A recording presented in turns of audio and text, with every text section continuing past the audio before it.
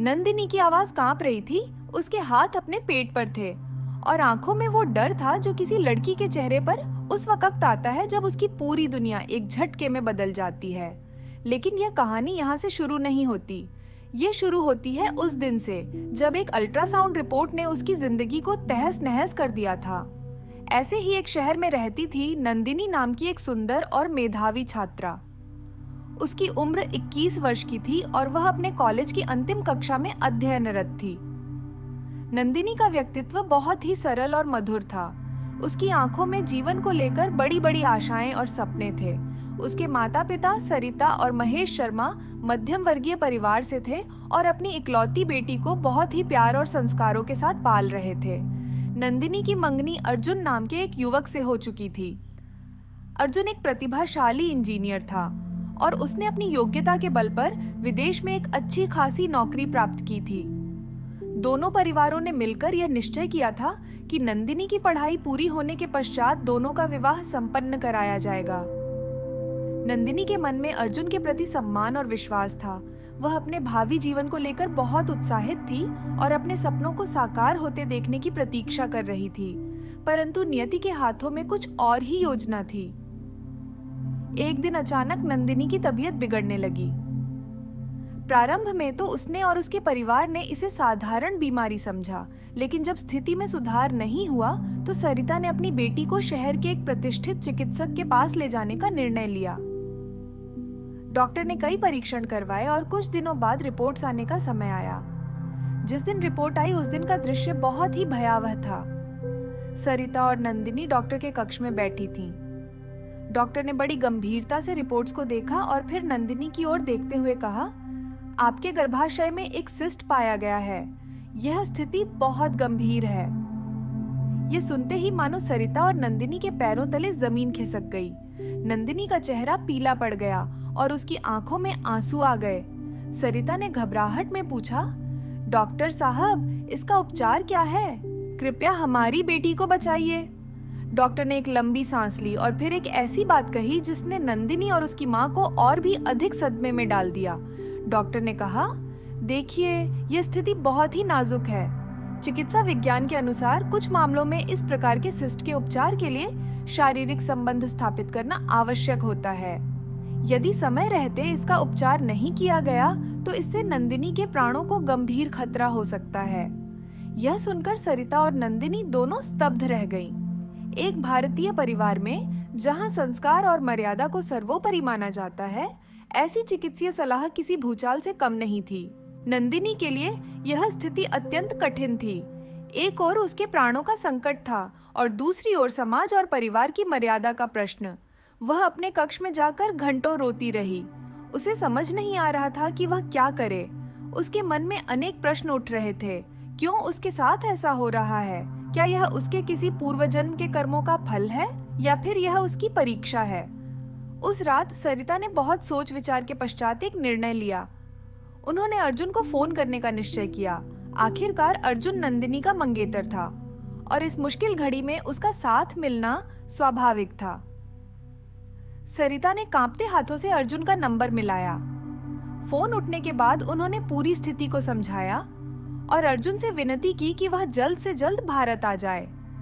उन्हें पूरा विश्वास था कि अर्जुन अपनी होने वाली पत्नी के लिए सब कुछ छोड़कर आ जाएगा। परंतु अर्जुन की प्रतिक्रिया सरिता और नंदिनी की सभी अपेक्षाओं के विपरीत थी। अर्जुन ने बड़ी बेरुखी से कहा, आंटी, मैं इस समय भारत नहीं आ सकता।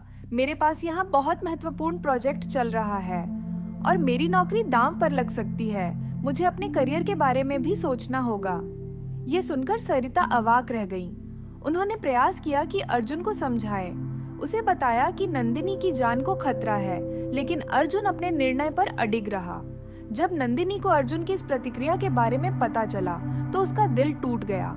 जिस व्यक्ति को वह अपना जीवन साथी मानती थी, जिसके साथ अपना भविष्य देखती थी, वही उसके सबसे कठिन समय में उसका साथ नहीं दे रहा था।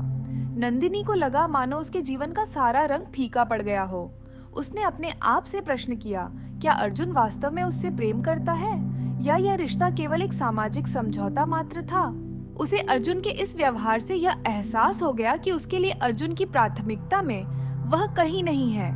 नंदिनी के जीवन में निराशा का अंधकार छा गया।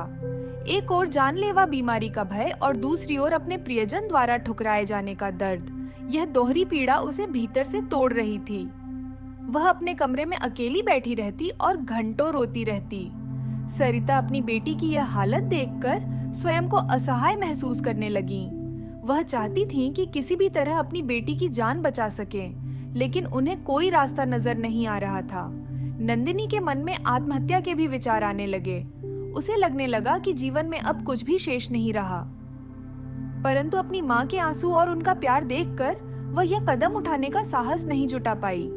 वह इस धर्म संकट में फंस गई थी, जहाँ न तो जीवन सुखद लग रहा था और न ही मृत्यु का मार्ग उचित। इस प्रकार नंदिनी के जीवन में एक ऐसा अध्याय आरंभ हो गया था जो उसके लिए अत्यंत कठिन परीक्षा लेकर आया था।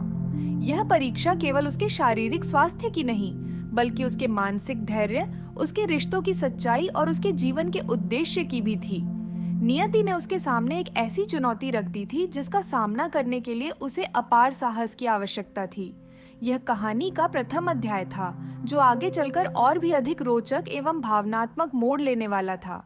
जब जीवन में सब कुछ अंधकारमय प्रतीत हो रहा था, जब नंदिनी को लगने लगा था कि उसके जीवन का सूरज अस्त हो चुका है, तभी एक ऐसी घटना घटी जो उसके जीवन में प्रकाश की किरण बनकर आई। यह घटना न केवल उसके जीवन की दिशा बदलने वाली थी, बल्कि उसे यह भी सिखाने वाली थी कि सच्चा प्रेम क्या होता है। नंदिनी के जीवन में रोहन का प्रवेश कोई नया नहीं था। रोहन और नंदिनी बचपन से ही एक दूसरे को जानते थे। दोनों एक ही मोहल्ले में पले बढ़े थे और कॉलेज में भी साथ पढ़े थे। रोहन एक बहुत ही सीधा साधा परंतु प्रतिभाशाली युवक था। उसके मन में नंदिनी के प्रति गहरा प्रेम था, लेकिन उसने कभी भी इसे नंदिनी के समक्ष व्यक्त नहीं किया था। वह जानता था कि नंदिनी की मंगनी अर्जुन से हो चुकी है, इसलिए उसने अपने प्रेम को अपने हृदय में ही दबाए रखा था। रोहन ने अपनी शिक्षा पूर्ण करने के पश्चात विदेश में एक अच्छी नौकरी प्राप्त कर ली थी और वहीं रहने लगा था। एक दिन रोहन ने नंदिनी को फोन किया। ये एक साधारण मित्रता का फोन था, जिसमें वह उसका हालचाल पूछना चाहता था।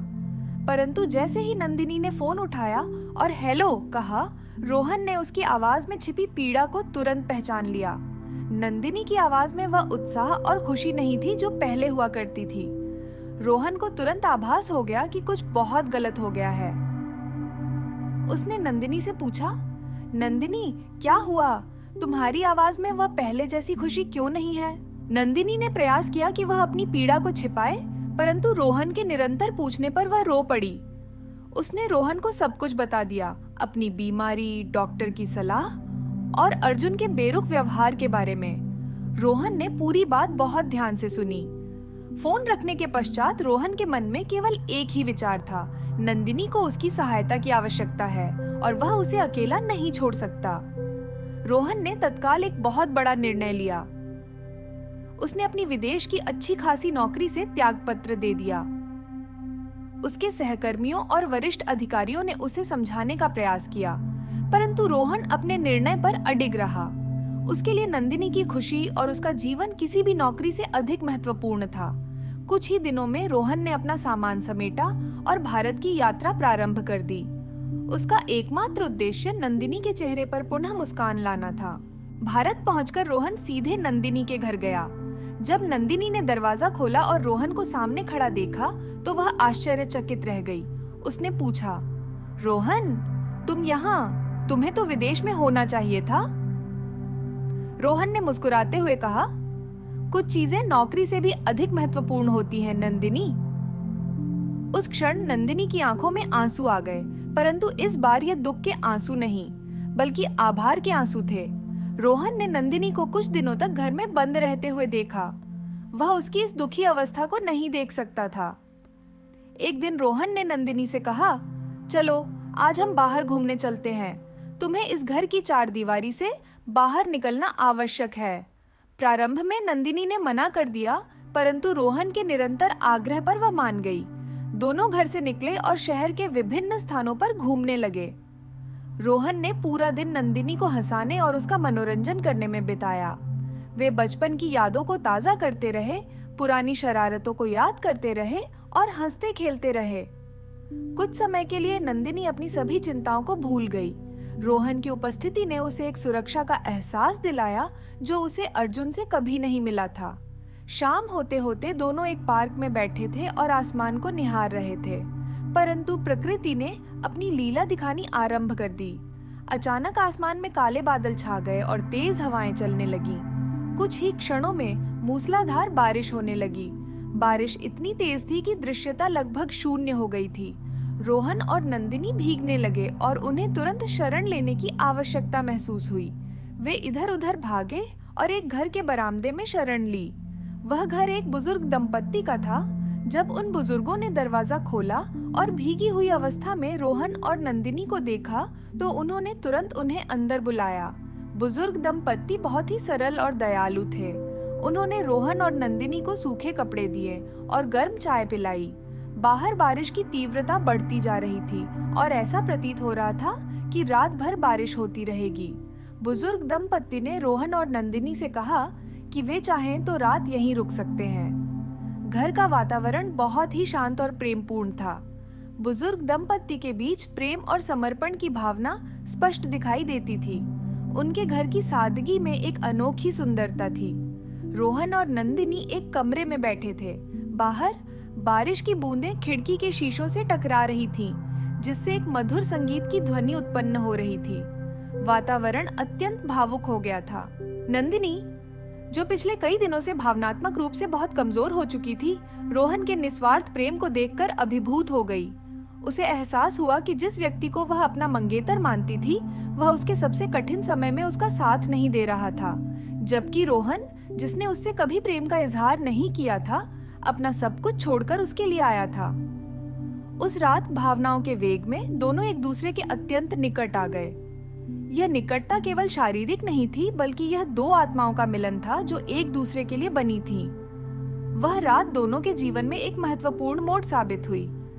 प्रेम, समर्पण और विश्वास के धागों से बंधकर रोहन और नंदिनी ने एक ऐसा बंधन बना लिया था जो जीवन भर अटूट रहने वाला था। अगली सुबह जब वे जागे तो बाहर मौसम साफ हो चुका था। सूरज की किरणें खिड़की से अंदर आ रही थीं, मानो एक नए जीवन की शुरुआत का संकेत दे रही हो। दोनों ने बुजुर्ग दंपत्ति को धन्यवाद दिया और अपने घर की ओर चल पड़े, परंतु वे नहीं जानते थे कि यह एक रात उनके जीवन में कितने बड़े परिवर्तन लेकर आने वाली थी। उस बरसात की रात के पश्चात 3 दिन बीत गए। नंदिनी के मन में अनेक प्रकार की भावनाएं उमड़ घुमड़ रही थीं। एक ओर रोहन के निस्वार्थ प्रेम ने उसके हृदय को छू लिया था, वहीं दूसरी ओर उसके भीतर अपराध बोध और भय की भावना भी थी। उसकी माँ सरिता ने उसे पुनः चिकित्सक के पास जाने के लिए कहा, क्योंकि नियमित जांच का समय आ गया था। नंदिनी अपनी माँ के साथ चिकित्सालय गई। उसके मन में यह आशा थी कि शायद उसकी बीमारी में कुछ सुधार हुआ हो। जब डॉक्टर ने नए परीक्षणों की रिपोर्ट देखी तो उनके चेहरे पर आश्चर्य के भाव आए। उन्होंने नंदिनी की ओर देखा और कहा, यह तो चमत्कार है। आपके गर्भाशय का सिस्ट पूर्णतः ठीक हो गया है। अब आपको किसी भी प्रकार का खतरा नहीं है। यह सुनकर नंदिनी और सरिता की आंखों में खुशी के आंसू आ गए। उन्होंने ईश्वर का धन्यवाद किया।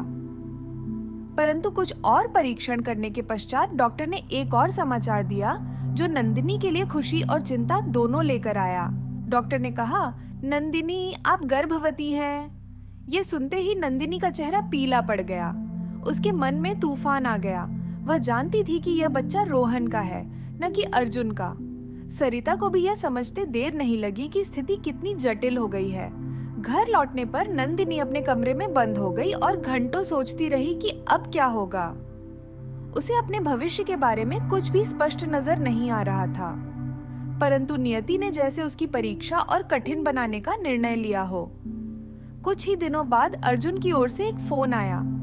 अर्जुन ने बताया कि उसने अपनी नौकरी में कुछ बदलाव किए हैं और अब वह भारत आ रहा है। उसने यह भी कहा कि वह और उसके परिवार वाले जल्द से जल्द विवाह करना चाहते हैं। ये समाचार सुनकर सरिता को प्रसन्नता हुई, परंतु नंदिनी के लिए यह किसी बवंडर से कम नहीं था। अर्जुन, जो उसके सबसे कठिन समय में उसका साथ नहीं दे सका, अब अचानक विवाह के लिए तैयार था। नंदिनी के मन में अनेक प्रश्न उठने लगे। उसने अपने आप से पूछा, क्या वह अर्जुन से विवाह कर सकती है जबकि उसके गर्भ में रोहन का बच्चा है? क्या यह नैतिक रूप से उचित होगा? क्या वह रोहन के बच्चे को अर्जुन के नाम से पाल सकती है? उसकी आत्मा ने उसे उत्तर दिया, नहीं, ये सब गलत होगा। यह न केवल रोहन के साथ धोखा होगा, बल्कि उस मासूम बच्चे के साथ भी अन्याय होगा जो उसके गर्भ में पल रहा था। नंदिनी ने रोहन के बारे में भी सोचा। रोहन ने उसके लिए अपना सब कुछ त्याग दिया था, अपनी नौकरी, अपना करियर, सब कुछ। परंतु नंदिनी को यह भी डर था कि यदि वह रोहन को इस बच्चे के बारे में बताती है तो शायद रोहन उससे विवाह करना चाहेगा, और यदि ऐसा होता है तो रोहन का भविष्य भी अंधकारमय हो सकता है। समाज में लोग क्या कहेंगे? रोहन के परिवार वाले क्या सोचेंगे? नंदिनी नहीं चाहती थी कि रोहन को उसके कारण कोई कष्ट हो। अनेक दिनों तक सोच विचार करने के पश्चात नंदिनी ने एक अत्यंत कठिन निर्णय लिया। उसने निश्चय किया कि वह इस बच्चे को जन्म देगी, परंतु इसके लिए उसे अपना घर, अपना परिवार और अपनी सभी सुख सुविधाएं त्यागनी होंगी। उसने सोचा कि यदि वह घर से चली जाती है तो कम से कम रोहन और अर्जुन दोनों के जीवन में कोई समस्या नहीं आएगी। यह निर्णय उसके लिए अत्यंत पीड़ादायक था, परंतु उसे लगा कि यही एकमात्र सही मार्ग है। एक रात जब सभी सो गए थे, नंदिनी ने एक पत्र लिखा। यह पत्र उसके माता पिता के नाम था। पत्र में उसने लिखा, प्रिय माँ और पिताजी, मैं जानती हूँ कि मेरा यह निर्णय आप दोनों को बहुत कष्ट देगा, परंतु मेरे पास इसके अतिरिक्त कोई विकल्प नहीं है। मैं एक ऐसी स्थिति में फंस गई हूँ जहाँ से निकलने का कोई रास्ता नजर नहीं आता। मैं आप दोनों से प्रेम करती हूँ और हमेशा करती रहूंगी। कृपया मुझे ढूंढने का प्रयास न करें। मैं जहाँ भी रहूंगी खुश रहूंगी। आपकी बेटी नंदिनी। पत्र में उसने अपनी गर्भावस्था का उल्लेख नहीं किया, क्योंकि वह नहीं चाहती थी कि उसके माता पिता को यह ज्ञात हो। सुबह होने से पहले नंदिनी ने अपना एक छोटा सा बैग पैक किया और घर से निकल गई। उसके पास बहुत अधिक धन नहीं था, परंतु उसके पास दृढ़ निश्चय था कि वह अपने बच्चे को पालेगी। जब सुबह सरिता ने नंदिनी के कमरे का दरवाजा खोला तो उन्हें केवल वह पत्र मिला। पत्र पढ़कर सरिता की चीख पूरे घर में गूंज गई। पूरा परिवार अवाक रह गया। महेश शर्मा ने तुरंत पुलिस में रिपोर्ट लिखवाई और नंदिनी को ढूंढने के प्रयास शुरू किए, परंतु नंदिनी का कोई पता नहीं चला। नंदिनी ने एक दूसरे शहर में शरण ली। उसने एक छोटे से कमरे में रहना शुरू किया और छोटे मोटे काम करके अपना गुजारा चलाने लगी। गर्भावस्था के दौरान उसे अनेक कठिनाइयों का सामना करना पड़ा, परंतु उसने हार नहीं मानी। 9 महीने बाद उसने एक स्वस्थ और सुंदर बच्ची को जन्म दिया। उस बच्ची को देखकर नंदिनी की आंखों में आंसू आ गए। उसने अपनी बेटी को गले से लगाया और कहा, तू ही अब मेरी दुनिया है। उसने अपनी बेटी का नाम नंदिनी शर्मा रखा, परंतु प्यार से उसे मुन्नी कहकर पुकारती थी। अगले 5 वर्ष नंदिनी ने अत्यंत संघर्षपूर्ण जीवन व्यतीत किया। उसने अनेक छोटे छोटे काम किए, घरों में काम करना, ट्यूशन पढ़ाना और कभी कभी दुकानों में भी काम करना, परंतु उसने कभी भी अपनी बेटी को किसी चीज की कमी महसूस नहीं होने दी। मुन्नी उसके जीवन का एकमात्र सहारा और खुशी थी। नंदिनी ने मुन्नी को रोहन के बारे में बताया था। उसने कहा था कि उसके पापा का नाम रोहन शर्मा है। मुन्नी अपने पिता को नहीं जानती थी, परंतु वह अपनी माँ से रोहन के बारे में कहानियां सुनती रहती थी। इन 5 वर्षों में नंदिनी ने कभी भी रोहन से संपर्क नहीं किया। वह जानती थी कि रोहन उसे ढूंढ रहा होगा, परंतु उसने सोचा कि यही सबके लिए अच्छा है। उसके हृदय में रोहन के लिए प्रेम अब भी उतना ही गहरा था, परंतु उसने अपने प्रेम को अपनी बेटी के भविष्य के लिए त्याग दिया था। यह त्याग केवल एक माँ ही कर सकती थी, जो अपने बच्चे की खुशी के लिए अपना सब कुछ न्योछावर कर देती है। समय का पहिया निरंतर घूमता रहता है। 5 वर्ष बीत चुके थे जब से नंदिनी ने अपना घर छोड़ा था।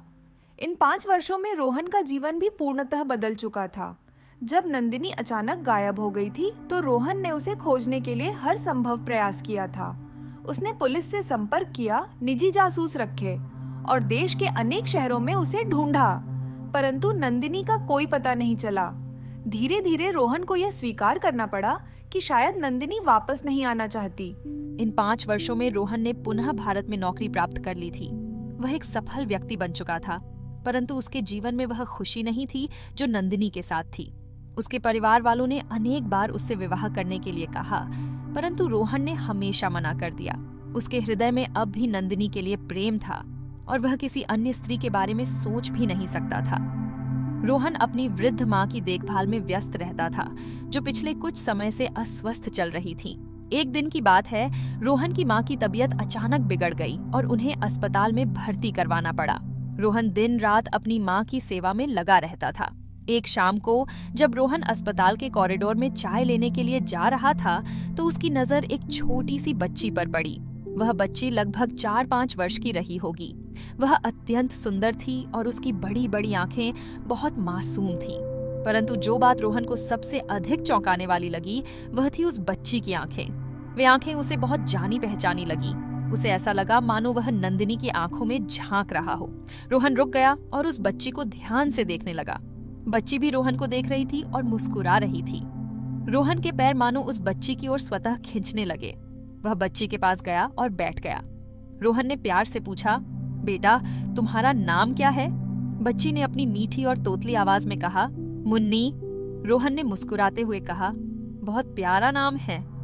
तुम यहाँ अकेली क्यों बैठी हो? तुम्हारी माँ कहाँ है? मुन्नी ने कहा, मम्मा डॉक्टर अंकल से बात कर रही हैं। मम्मा बीमार हैं। ये सुनकर रोहन को उस बच्ची पर दया आई। वह मुन्नी से बातें करने लगा और मुन्नी भी बड़े उत्साह से उत्तर दे रही थी। तभी अचानक कॉरिडोर के दूसरे छोर से एक स्त्री की आवाज आई, मुन्नी।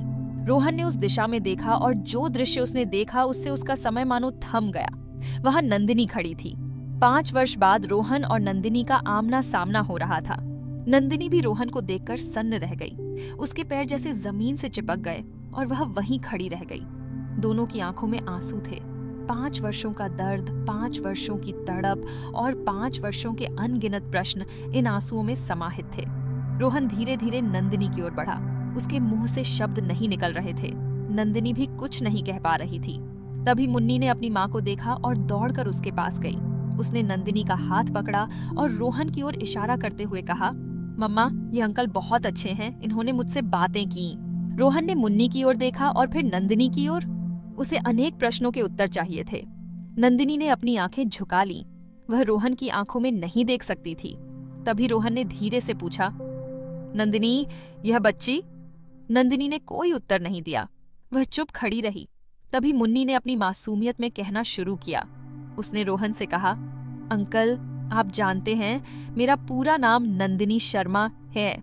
मेरी मम्मा का नाम भी नंदिनी है और मेरे पापा का नाम रोहन शर्मा है। मम्मा कहती हैं कि मेरे पापा बहुत अच्छे हैं।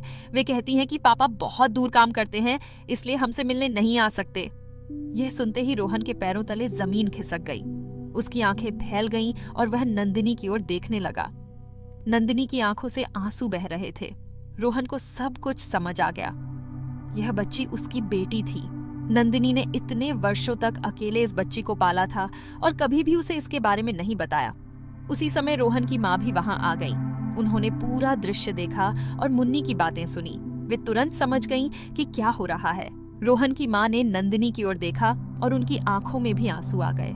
उन्होंने कहा, बेटी नंदिनी, तुमने यह क्या किया? तुमने इतने वर्षों तक अकेले इतना बड़ा बोझ उठाया और हमें कुछ नहीं बताया। नंदिनी ने रोते हुए कहा, माँ जी, मैं नहीं चाहती थी कि रोहन का जीवन मेरे कारण बर्बाद हो। मैं जानती थी कि यदि मैं रोहन को बता देती तो वह मुझसे विवाह कर लेता, परंतु समाज में उसकी बदनामी होती। मैं उसे उस पीड़ा से बचाना चाहती थी।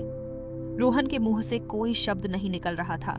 वह बस नंदिनी को देखता रहा। फिर अचानक रोहन ने आगे बढ़कर नंदिनी को अपनी बाहों में भर लिया। नंदिनी फूट फूट कर रोने लगी। रोहन ने कहा, नंदिनी, तुमने मुझे कितना मूर्ख समझा था। क्या तुम्हें लगा कि मैं अपने बच्चे और तुम्हें छोड़ सकता हूँ? तुमने इतने वर्षों तक अकेले संघर्ष किया, परंतु अब और नहीं। अब तुम अकेली या नहीं हो। रोहन ने फिर मुन्नी को अपनी गोद में उठाया। मुन्नी ने अपनी मासूम आंखों से रोहन को देखा और पूछा, अंकल, आप रो क्यों रहे हैं? रोहन ने मुस्कुराते हुए कहा, बेटा, मैं अंकल नहीं, मैं तुम्हारा पापा हूँ। यह सुनकर मुन्नी की आंखें चमक उठीं। उसने रोहन के गले से लिपट गई और कहा, सच में? आप मेरे पापा हैं? मम्मा ने सच कहा था। वह दृश्य अत्यंत भावुक था। अस्पताल के कॉरिडोर में एक पिता अपनी बेटी से पहली बार मिल रहा था, एक प्रेमी अपनी प्रेमिका से वर्षों बाद मिल रहा था और एक परिवार पुनः एकत्रित हो रहा था। रोहन की माँ ने नंदिनी को गले से लगाया और कहा, बेटी, अब तुम हमारे साथ चलोगी। यह मेरी पोती है और मैं इसे अपने से दूर नहीं रहने दूंगी। 5 वर्षों का दर्द, 5 वर्षों की तड़प और 5 वर्षों की गलतफहमियां उस एक क्षण में समाप्त हो गईं। सत्य का उजागर होना आवश्यक था और अंततः वह हो गया। अब आगे का मार्ग स्पष्ट था, एक परिवार के रूप में साथ रहना और खुशियां मनाना। अस्पताल में हुई उस भावुक मुलाकात के पश्चात रोहन की मां ने एक क्षण की भी विलंब नहीं की। उन्होंने तुरंत निर्णय लिया कि रोहन और नंदिनी का विवाह शीघ्रातिशीघ्र संपन्न करवाया जाए। वे जानती थीं कि 5 वर्षों तक नंदिनी ने जो कष्ट सहे हैं वे अब और नहीं होने चाहिए। उन्होंने नंदिनी को अपनी बेटी की तरह गले से लगाया और कहा, बेटी, अब तुम हमारे परिवार का हिस्सा हो। मुन्नी मेरी पोती है और तुम मेरी बहू। अब हम इस रिश्ते को समाज के समक्ष वैध बनाएंगे। नंदिनी के माता पिता सरिता और महेश शर्मा को भी तत्काल सूचना दी गई। जब उन्हें पता चला कि उनकी बेटी मिल गई है और वह अपनी पोती के साथ सुरक्षित है, तो उनकी खुशी का कोई ठिकाना नहीं रहा। 5 वर्षों से वे अपनी बेटी को ढूंढ रहे थे। हर दिन, हर रात उन्होंने ईश्वर से प्रार्थना की थी कि उनकी बेटी सकुशल वापस आ जाए। और अब जब नंदिनी उनके सामने थी तो उनकी आंखों में प्रसन्नता के आंसू थे। सरिता ने जब मुन्नी को देखा तो वे भावुक हो गईं। उन्होंने अपनी पोती को गले से लगाया और कहा, ये मेरी नंदिनी की बेटी है, कितनी प्यारी है। महेश शर्मा ने रोहन के कंधे पर हाथ रखा और कहा, बेटा, तुमने मेरी बेटी का साथ दिया, उसकी रक्षा की। मैं तुम्हारा सदैव ऋणी रहूंगा। रोहन ने विनम्रता से कहा, पिताजी, नंदिनी मेरा प्रेम है, उसके लिए मैं कुछ भी कर सकता हूँ। दोनों परिवारों ने मिलकर विवाह की तैयारियां आरंभ कर दी। यह विवाह कोई साधारण विवाह नहीं था, बल्कि यह 2 आत्माओं का पुनर्मिलन था जो पहले ही एक दूसरे से बंधी हुई थीं। विवाह की तिथि शीघ्र निर्धारित की गई। नंदिनी को सुंदर वस्त्र और आभूषण पहनाए गए। मुन्नी भी अपनी मां के साथ सजी धजी थी और बहुत प्रसन्न दिख रही थी। उसे समझ आ गया था कि अब उसका एक पूर्ण परिवार होगा। विवाह का दिन आया और यह एक भव्य समारोह था। समाज के लोगों ने भी इस विवाह को स्वीकार किया और आशीर्वाद दिया। रोहन और नंदिनी ने पवित्र अग्नि के समक्ष 7 फेरे लिए और जीवन भर साथ निभाने की प्रतिज्ञा की। जब पंडित जी ने कन्यादान का समय घोषित किया तो महेश शर्मा ने अपनी बेटी का हाथ रोहन के हाथ में दिया और कहा, बेटा, यह मेरी सबसे अनमोल धरोहर है, इसका ध्यान रखना। रोहन ने वचन दिया, पिताजी, मैं अपने प्राणों से भी बढ़कर इसकी रक्षा करूंगा। विवाह संपन्न होने के पश्चात उत्सव मनाया गया। मुन्नी सबसे अधिक खुश थी क्योंकि अब उसके पास उसकी माँ और पिता दोनों थे। उसने रोहन से कहा, पापा, अब हम हमेशा साथ रहेंगे ना? रोहन ने उसे गोद में उठाया और कहा, हाँ बेटा, अब हम सदैव साथ रहेंगे। तुम, मैं और तुम्हारी मम्मा, हम एक परिवार हैं। विवाह की पहली रात जब रोहन और नंदिनी अपने कक्ष में अकेले थे तो नंदिनी ने रोहन से कहा, रोहन, मैं बहुत भाग्यशाली हूँ कि तुम मेरे जीवन में आए। तुमने मुझे और मुन्नी को अपनाया। मैं नहीं जानती कि मैं तुम्हारा यह उपकार कैसे चुकाऊंगी। रोहन ने नंदिनी का हाथ पकड़ा और कहा, नंदिनी, प्रेम में उपकार नहीं होता। जो मैंने किया वह मेरे प्रेम का प्रमाण है।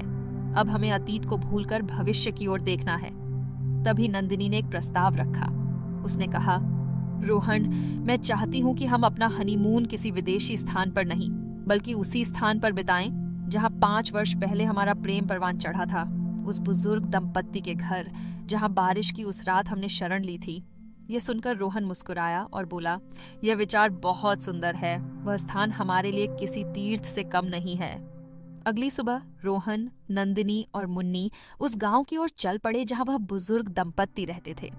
जब वे उस घर के सामने पहुंचे तो नंदिनी की आंखों में आंसू आ गए। 5 वर्ष पहले जो रात यहाँ बीती थी उसकी यादें ताजा हो गईं। रोहन ने दरवाजा खटखटाया और जब बुजुर्ग दंपत्ति ने दरवाजा खोला तो वे दोनों को पहचान गए। बुजुर्ग पति ने कहा, अरे, तुम लोग कितने वर्षों बाद आए हो। बुजुर्ग पत्नी ने मुन्नी को देखा और पूछा, यह प्यारी सी बच्ची कौन है?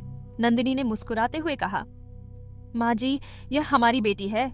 उस रात के पश्चात हमारे जीवन में बहुत कुछ बदल गया।